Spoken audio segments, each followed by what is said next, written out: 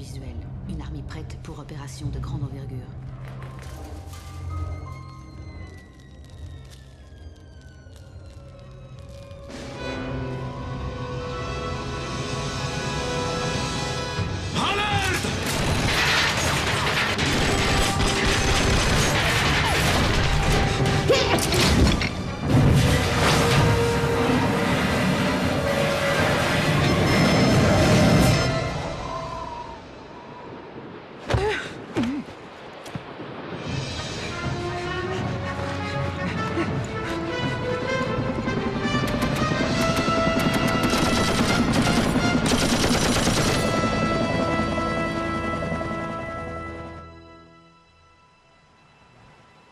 T'es prêt, papa?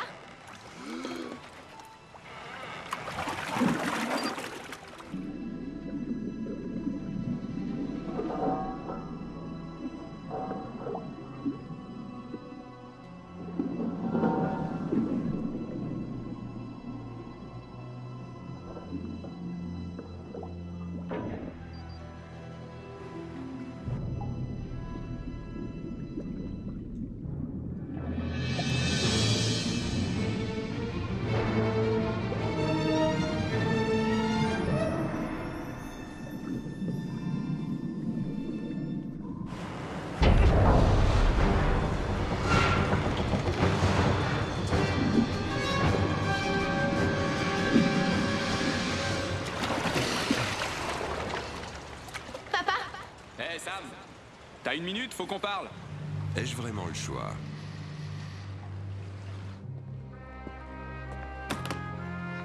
Lambert est en ligne. J'ai horreur de ce truc. Fisher, Colonel, quelle est la situation? nous avons perdu la trace des agents Madison et Blaustein. Vous devez les retrouver. Et ma fille dans tout ça? Nous prendrons soin d'elle.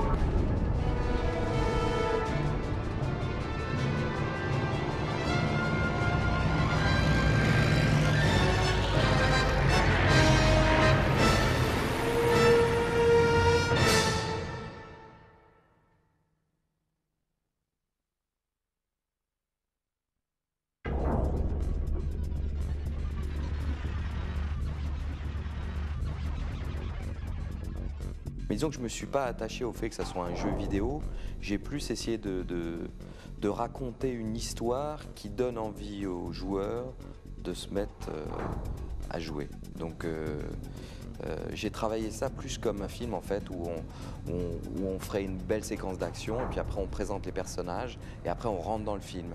Alors là, au lieu de rentrer dans le film, on rentrait dans le jeu. Voilà. Ce qui m'intéressait justement, c'est d'amener ce point de vue cinématographique en étant un joueur moi-même et en connaissant la 3D aussi, puisque dans les longs métrages que j'ai faits, il y a de la 3D.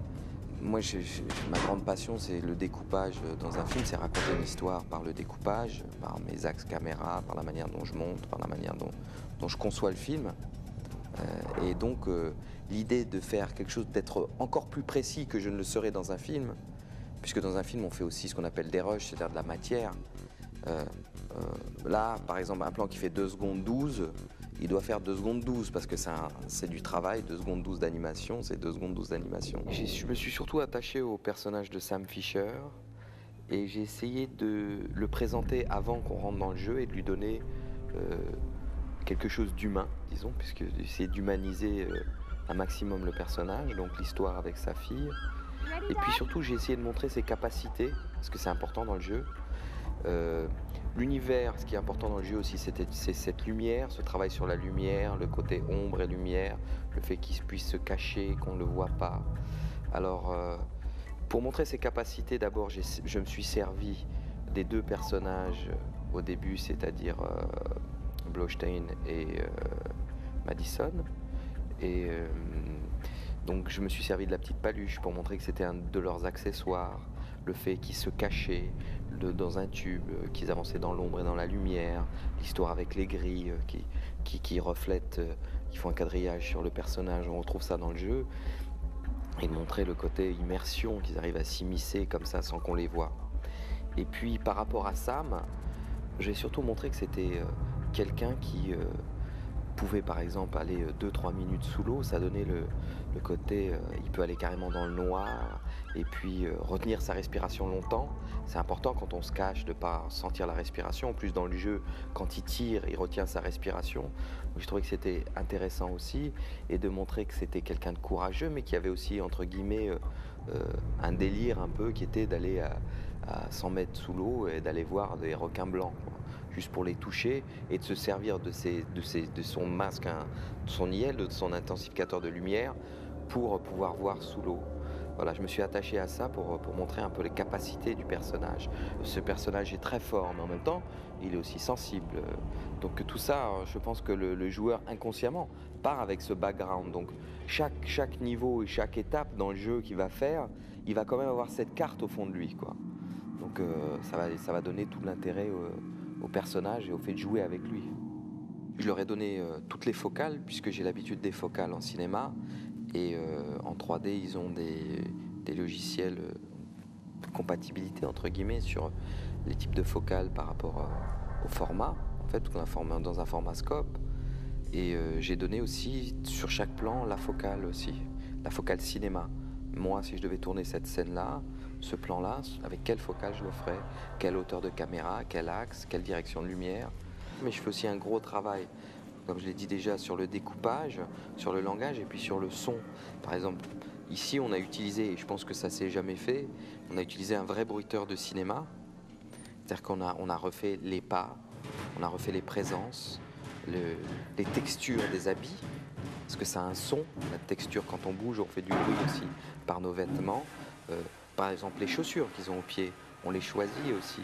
Et tous ces éléments-là de réalisme, par exemple aussi les respirations, j'ai fait faire toutes les respirations des acteurs, entre guillemets, de l'introduction.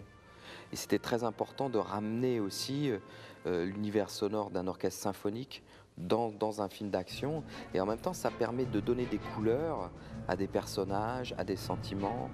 Et je pense que ça va faire aussi... ça va gagner sur l'image, ça va rendre aussi l'introduction plus, comment dirais-je, plus luxueuse, plus brillante, plus grosse, plus ample, plus forte.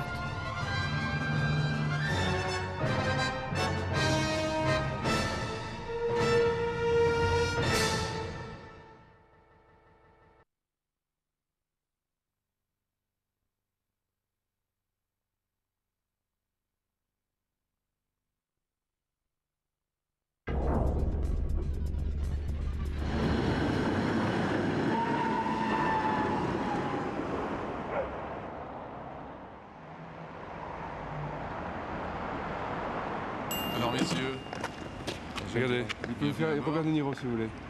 vous êtes venus faire un peu de tourisme? Oui. Oui, écoutez, c'est formidable parce que... Tu peux baisser un peu, s'il te plaît. Parce que on a... Non, c'est pas toi, c'est moi. Parce que... je peux me rester un peu plus entre les clés. Ce qui est formidable, c'est que Prague, c'est une ville pleine d'histoire. Et on est en train d'écrire notre nom sur cette Sur une page partition, d'histoire. si- Voilà, une Votre partition nom sur d'histoire. une partition. On peut dire ça aussi.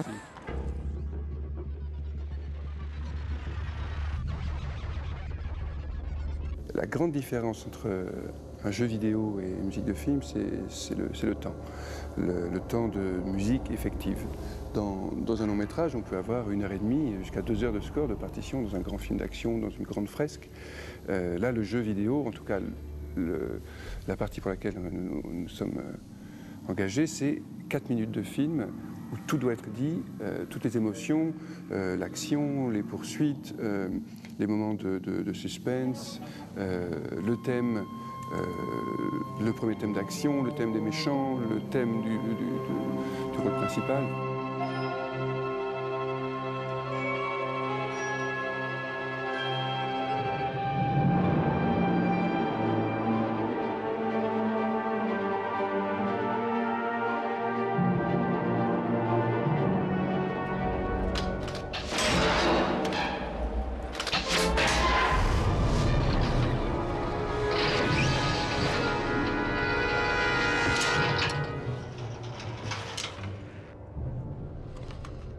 voilà, c'est la synthèse en un temps record. Le choix de Florent et de l'équipe d'Ubisoft, ça a été de rester dans une approche le plus cinématographique et la moins synthétique possible. Le moins de machines possible, rester dans un cadre orchestral. On aurait pu choisir d'aller travailler les machines. Souvent, je mélange des machines et de l'orchestre, mais pour ce projet-là, on a choisi de rester le plus pur possible. Je vois pour la première fois un film, ou quand je lis un script, je pense beaucoup en timbre, en sonorité. Par exemple, le thème de Sam, je l'ai pensé pour une trompette, à la seconde où j'ai voulu l'écrire, et non pas pour une flûte ou une clarinette. J'ai essayé d'imaginer un thème qui soit à la fois héroïque, mais un petit peu mélancolique, qu'il y ait ça en même temps, qu'il ne soit pas seulement une espèce de bête humaine, ou de bête surhumaine. D'ailleurs, le fait que dans une des séquences, sa fille soit présente, lui apporte un supplément d'âme. Donc c'était important que j'arrive avec la musique à rendre ça, cette fragilité-là aussi, que c'est un être humain, c'est pas seulement un être froid qui a des missions à effectuer. Pour la neige, essentiellement. Non, je suis venu très souvent à Prague depuis plusieurs années, et c'est toujours un plaisir parce qu'il y a des musiciens, il y a un vivier de musiciens incroyable. On peut enregistrer dans 2 ou 3 studios dans la même journée avec un gros orchestre symphonique sans problème. Ça permet d'avoir une grande latitude, il y a de très bons musiciens. Ils sont maintenant vraiment aguerris pour la musique de film. Une séance d'enregistrement, c'est toujours un temps très court, dans lequel le musicien doit donner non seulement le maximum de sa technique, de musicien pur, mais aussi s'adapter à la partition qu'on lui apporte. Alors, depuis plusieurs années déjà, je travaille avec un ingénieur du son anglais, qui se nomme John Timperley, qui est une personnalité à part. Et ce qui est formidable avec cet ingénieur du son, c'est que, alors qu'il a 60 ans aujourd'hui, vous allez le trouver à 7 h du matin à 4 pattes sous le piano, en train de chercher un nouveau son de piano, une nouvelle prise de son. La chose la plus importante pour lui, c'est respecter le son du musicien qui est devant soi. Ça paraît tout simple, mais c'est 40 ans d'expérience. Et puis après, la direction d'orchestre, ça je dirais que c'est la deuxième étape de plaisir.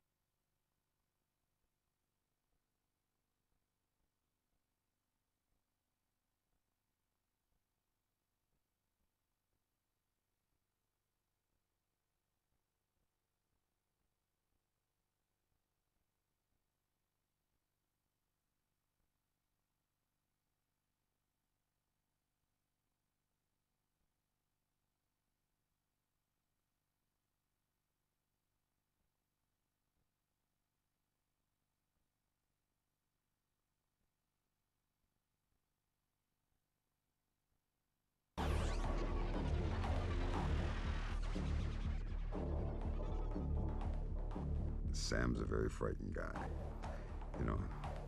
That's why he sort of walks in and does stuff like, "Hi, I'm gonna kill you." Because if you're a happy guy, you come in and go, "Hi, I'm gonna kill you."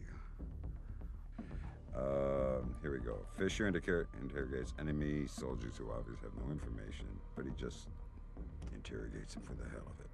Stay quiet. You don't want your life to end in the boys' room. I want you to answer some questions. Stay quiet. You don't want your life to end in the boys' room. I want you to answer some questions. When I'm breaking down a character, I usually try and find 6 to 8 levels emotional. If they're violent characters, I base them on fear, you know. There's only really 2 disciplines in the universe, love and fear. Why are you here? Why is the Russian military here? Why is the Russian military here? No, it's very hard to do something in an artificial environment and make it real. Who do you work for? And I thought I'd like to try it, to see if I could fit in, because I'm more of a reactor. Hey, smile, try and blink. Say cheese, thank you. Given the limitations of the dialogue, given the limitations of the responses and the choices within the game, put character and personality into that. I think I succeeded. Let me do this last one. Bob's your uncle.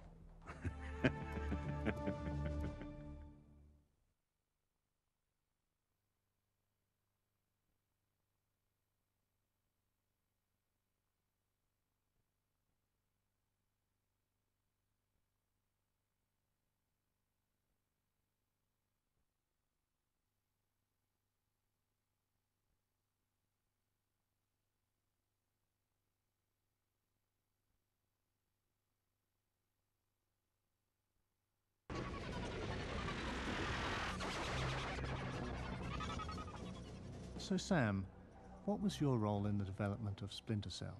My role in the development of Splinter Cell. Well, first Ubisoft brought me in as a technical advisor. For the sake of realism, they wanted input from someone who actually, well, somebody who actually does this kind of work. But you ended up being the star. How did that happen? They'd always wanted someone a little older, more professional, more experienced. You know, not some young goofball that you see in your typical shooter. I think Martin Kaya was the one who decided to actually make me the character, and, you know, instead of somebody who was based on me. And how did you find working with the rest of the team? I've had the good fortune in my life to work with a lot of really talented and professional people. U.S. Navy SEALs, folks at Third Echelon, all real pros. It was no different here. What was the hardest part of the job? Without a doubt, animation. The decision was made that they didn't want to use mocap. They wanted a more artistic feel, so it's all done by hand. So here I am, hanging off everything in the office while Steve and the animators are filming me, you know, to see how I move. Man, I must have spent hours doing the split jump. I hated that part of the job. Speaking of the artistic feel of Splinter Cell, what are your thoughts on the game's graphics? Well, most of my experience with video games comes in the form of military training simulators. Needless to say, we're not even the same ballpark here. The fact that Splinter Cell uses light and shadows, I move from the light into the shadows, I'm able to hide. The fact that they use this as the core game mechanic means that these lights, well, they're dramatic and beautiful, but they also create a real dramatic tension and evoke a strong mood. One more question, Sam. What about the rumors there is a sequel in the works? Have you signed on for Splinter Cell 2? Unfortunately, I'm not authorized to discuss those matters at this time.